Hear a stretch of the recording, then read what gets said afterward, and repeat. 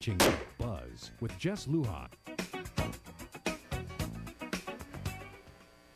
We're back with former Assistant Secretary of the Department here for Insular Affairs, Tony Babauta. Tony, let me ask you this, because on March 30th of 2015, Maria's Variety, there was quoted here, and actually when the delegate, Madeleine Berdalio, had her annual address to the legislature, she said, basically quoting here, the Office of Insular Affairs has consistently asked about that local leaders submit a single grant proposal regarding, again, for the educational program process for political self-determination. Now, Ed Alvarez, who oversees the Commission on Decolonization, basically said this, is that Alvarez responded on March 25th. First of all, I'm quoting here, "It is not true the Commission on Decolonization did not attempt to pursue this federal grant money.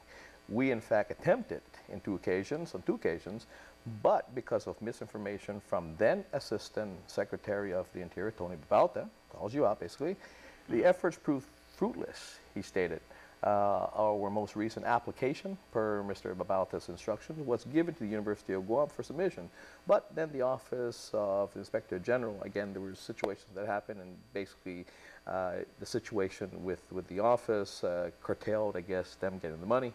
He also said that Delegate Berdalio had never responded to his phone calls in regards to this money. I know we spoke about this on the radio on March as well, but again, please, because you know, folks are confused about this, right? Yeah, you know, when I was Assistant Secretary, I met early on after after Ed was appointed by the governor to head the commission, because we wanted to make sure that we gave enough support for the plebiscite effort.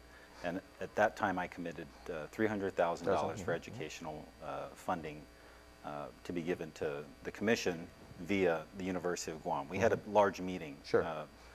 Ed Alvarez, Mr. Underwood from the University of Guam, a couple of about 3 or 4 members of the Guam legislature, all who were involved with the political status issue. And I made it very clear at the time that the $300,000 will be made available. It has to be parsed out equally for those, the 3 different statuses, for the different statuses that'll be discussed, and that we expected that the University of Guam to be the party that would bring it all together and distribute and put together the program. Of course, it would be endorsed by the commission itself, but I don't think any meetings, any follow-up meetings after that had occurred between Mr. Alvarez and the University of Guam. And the next communication that I received from Ed was really just a proposal from a local marketing firm here, laying out how to spend the $300,000. The federal government doesn't give, and my office wouldn't be allowed to give funding to a local marketing firm. It's the reason why. And our local government doesn't do that either without going through an RFP process. There would be a whole RFP process. But I mean, the bottom line is really, you know, when I spoke to Ed about it afterwards, I made it very clear to him that none of the steps were followed, that we had all agreed upon. I mean, we had all the interested parties there. So you could not submit what was submitted because you would basically, I mean, they wouldn't even respond to you. I couldn't award. You couldn't award. I couldn't award it. Who am I going to award it to? Sure. You know. And so, and then everything else that happened. I think it's unfortunate that you know, if anyone, especially you know, if Ed is trying to take advantage of whatever circumstances you know, happened to me. The bottom line is it wasn't only my commitment of $300,000, but at the same time, Congresswoman Berdalio had legislation introduced, passed, and signed by the president. And I remember that. To clarify, even though I thought I had the authority to, legislation. She had legislation passed to make sure that it was clear that.